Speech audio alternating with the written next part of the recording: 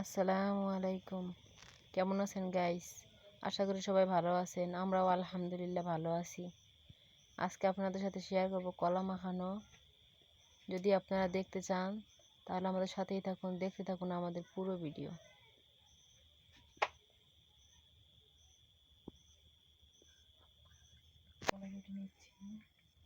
এখন কলা কেটে নিচ্ছি।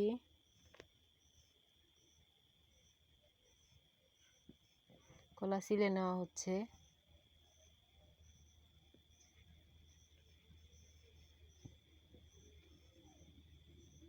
গরমের মাঝে টক জাতীয় জিনিসই ভালো লাগে, এই জন্য দুপুরের টাইমে আমরা কলা মাখিয়ে নিচ্ছি সবাই একসঙ্গে খাবো বলে।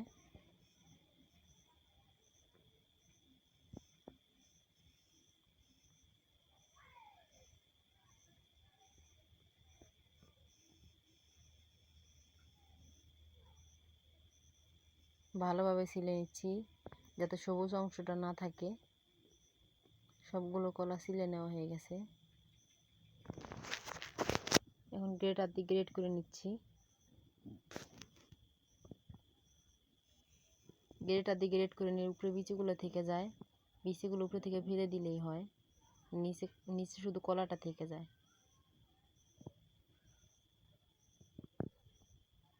এটা হচ্ছে বিচি কলা। আপনারা চাইলে যে কোনো কলা দিয়েই খেতে পারবেন, কাঁচকলা দিয়েও খেতে পারবেন, তারপরে কবরি কলা দিয়েও খেতে পারবেন,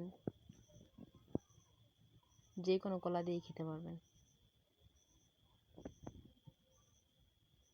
বিচিগুলো ফেলে দিচ্ছি। এভাবে সবগুলো কলা গ্রেট করে নেব।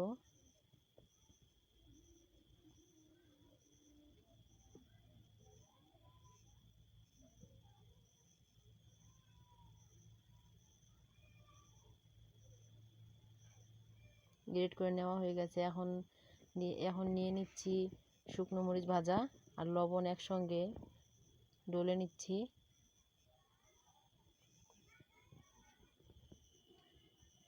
এখন দিয়ে দিলাম তেঁতুল আর দিয়ে দিলাম আম শুকনো।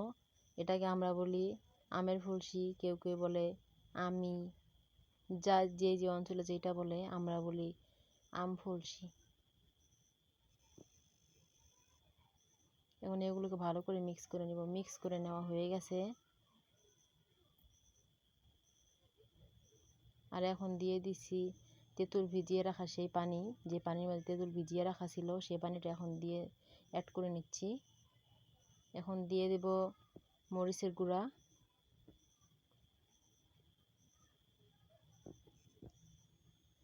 বিচিগুলো এখানে ফেলে দিয়েছি।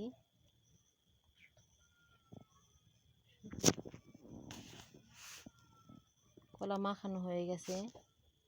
এখন বাচ্চাদেরকে দিয়ে দিচ্ছি, বাচ্চারাও খাবে। আর আপনারা যারা আমাদের ভিডিওটি দেখছেন তারা like, comment, share and subscribe করে আমাদের পাশে থেকে যাবেন। আর যারা অলরেডি আমাদের চ্যানেল সাবস্ক্রাইব করেছেন তাদেরকে অসংখ্য ধন্যবাদ।